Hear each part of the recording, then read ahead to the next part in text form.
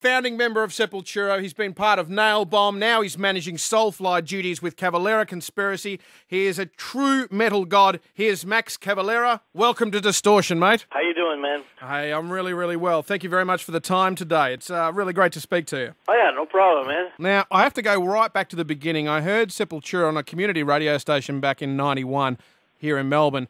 Immediately went to the record store to buy stuff, anything from you guys, and all they had was a Rise, the CD. Played it to death. Got me onto all the other stuff that you guys were doing. And then I finally got to see you back in the 90s when you toured for Chaos AD.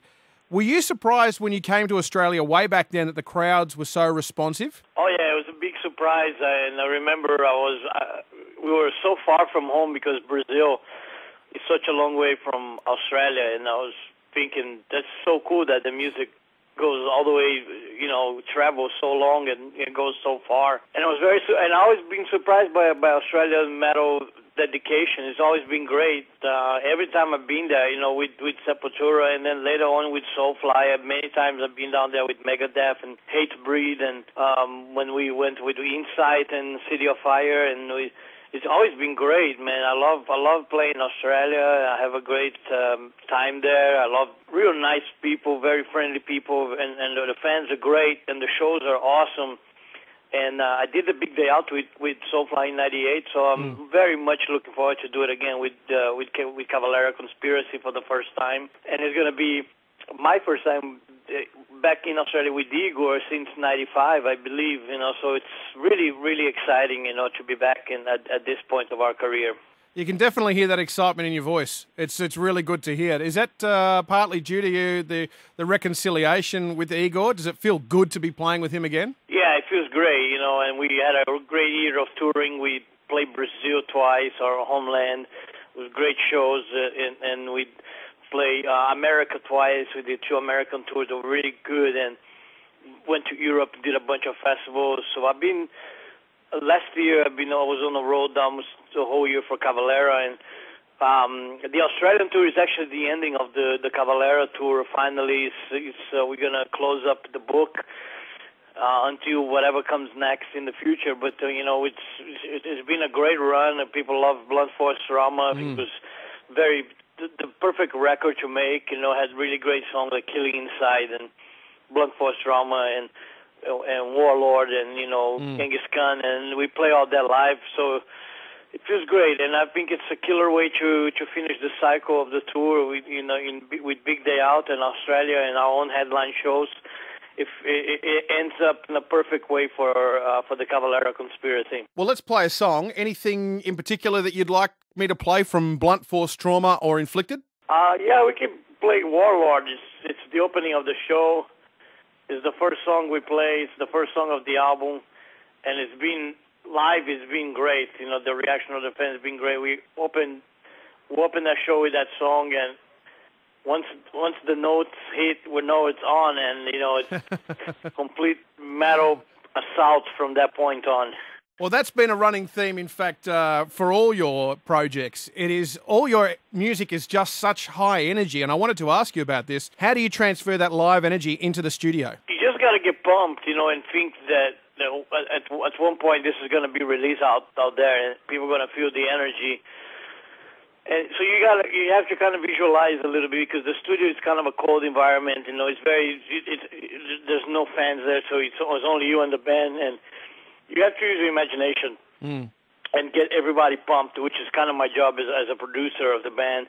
I get everybody really pumped up and motivated, and we try to do as much as we can in the energy level, So we record the band live.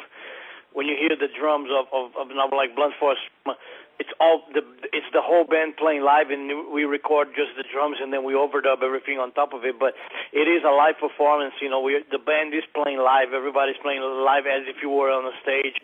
So I think that's where the energy comes from. Was it a conscious decision to keep the songs kind of short? Yeah, we wanted the songs should be really to the point. It was like Cavalera is really metal, and there's no fat. We cut all the fat off, and we just go right to the point, right to the throat.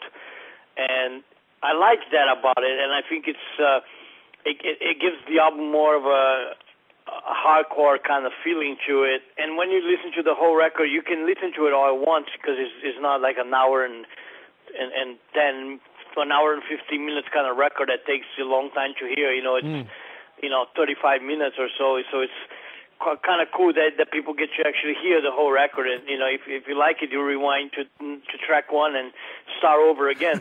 But I like the fact that the songs are shorter and just right in your face, just to the point. Now, something a bit different for you. You've been working on a autobiography, is that right, with Joel McIver? Yeah. And he's written about Metallica, Sabbath, Slipknot, Randy Rhoads, just to name a few. The guy is incredible. How has that experience been for you, diving back into your childhood, basically? It's been great. Joe's a great guy. I love his books. He did a great Motorhead book that I read it and I really liked it. And of course, he did a really killer Metallica book, and Cliff Burton and Randy Rhoads, and he's done some amazing books, and he's a great guy. And we did thousands of interviews.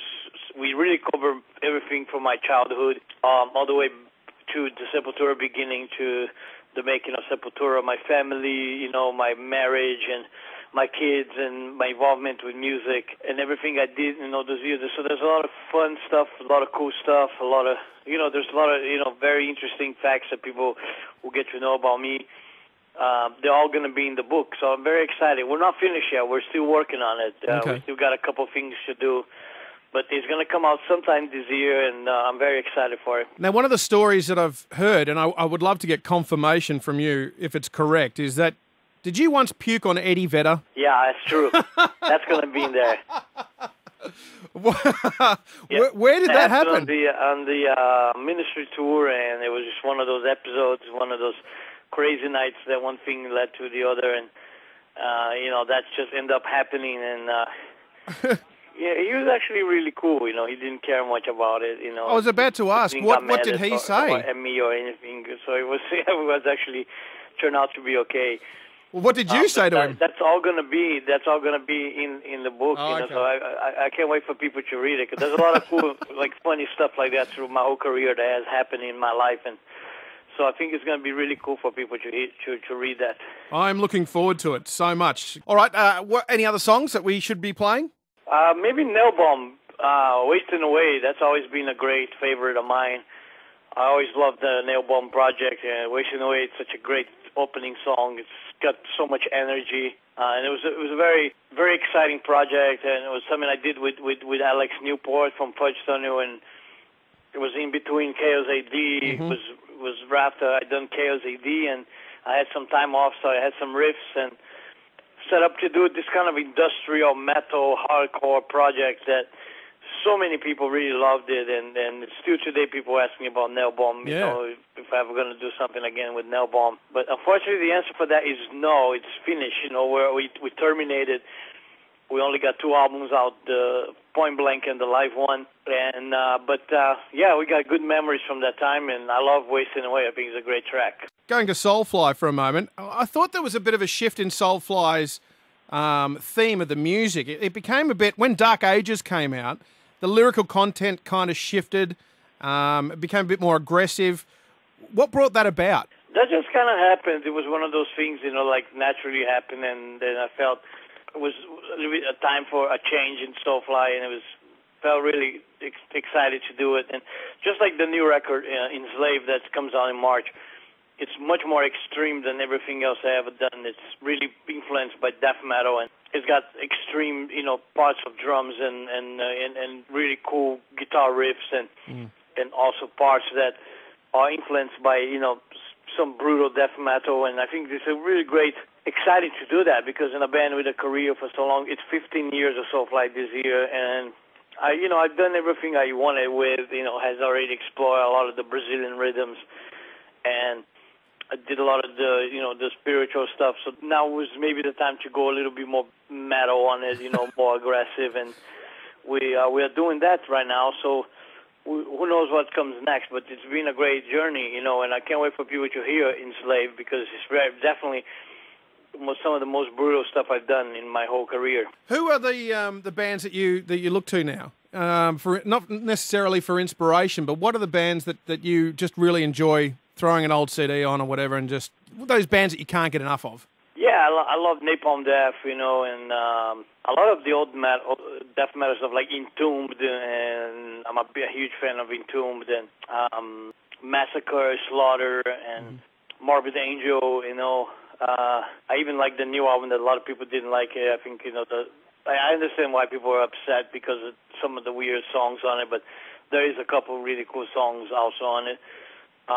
You know, I like stuff like that, and it's from the newer kind of bands. I like Whitechapel and Oceano and Cattle Decapitation, you know, and stuff like that. That's really brutal and heavy and keeps metal, you know, going. And that's the running theme that has followed you, I guess, because there's no disguising your voice. When you start to sing, everyone knows exactly who it is. Like when we first got on the phone now, I was actually surprised that you can speak because you scream more than anyone else I know. And how do you keep doing it? Just the energy, you know, you just feel that energy from the crowd. And I love doing it. I never really went to school and anything for everything I picked up musically, from my guitar riffs to my vocals to the way I sing and the way I write lyrics. It's all street learning. I learned it on the streets, you know, and just pick it up by myself. There's no school to go to learn to do this. What I do is picked up on life, you know, school of life, and I'm very proud of it, you know, and I'm excited, and just something happened, you know, that I get my voice to sound a certain way when I feel the music, when I feel the riff, and I scream, and it comes out like that. And when it hits the song, it feels perfect like that, and it's kind of like a little, you know, secret, you know. I not even I myself know exactly what happens when that happened, you know. It's just something that just clicks, and I get my voice to go with the riff and the drums and go with the song, and I just feel the energy of the crowd, and I just go for it, you know. It feels great, you know. It's a hell of an energy that you bring to the table too, mate. It is very impressive to watch and to listen to at all times. Now, speaking of which, do you want to get something on from Soulfly? Yeah, you play Soulfly. You know, I love Rise of the Falling, the track I did with Greg from Dillinger Escape Plan. That was one of my favorite tracks of the last record, and I really like that track a lot. I think it's a really groovy track. It has a great groove all the way through. And I think my voice and Greg's voice really work great together. You know, the combination of our voices really sound killer together. Well, in fact, we are doing a project that comes out later in the year, which is going to be similar to Nailbomb, but it's me and Greg singing on all the songs. And we already started doing some songs with him. I already practiced with him a couple of times and wrote a couple songs, but there's no name yet. Everything is kind of new. But just to let people know that some music will come out of me and Greg, and there'll be a cool project together with that. That is going to be awesome. Thank you for the scoop. I'm looking forward to that. Mate, I'm going to let you go. It has been fantastic to speak to, and I look forward to seeing you when you are here in Australia. The new album is Enslaved, out March 13. Is that correct, for Soulfly? Yeah. Cavalera Conspiracy, there are headline shows, there are the Big Day Out shows. You've got to go and see them. Max, thank you very much. All right, man. Take it easy, right?